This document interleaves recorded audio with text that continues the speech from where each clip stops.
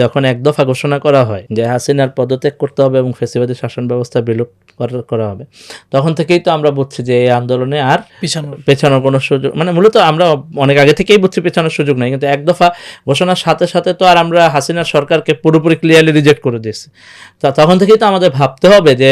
নতুন রাষ্ট্র তাহলে কি হবে। তখন প্রফেসর ইউনূসের কাছে একটা মেসেজ সাদিক কাইমের কাছ থেকে পৌঁছানো হয় 5 তারিখে, যখন সিচুয়েশন হাসিনা পালাই গেছে, আমরা তখন চ্যানেল যে 24-এ যে সংবাদ সম্মেলনটা হয়, সেই সংবাদ সম্মেলনের আগে নাহিদ আসিফের পক্ষ থেকেও প্রফেসর ইউনূসের সাথে একটা কমিউনিকেট করা হয়, এবং সংবাদ সম্মেলন পরবর্তী সময়ে আমরা সংবাদ সম্মেলনে 24 ঘন্টা সময় চাওয়া হয়, যে দেশবাসীর কাছে 24 ঘন্টা সময় চাওয়া হয়। তখন রাতে যেটা হয় যে একটা টেনশন তৈরি হয় যে সেনাবাহিনী, পুলিশ সহ নানা জায়গায় কু হওয়ার একটা সম্ভাবনা তৈরি হয়। তখন রাতে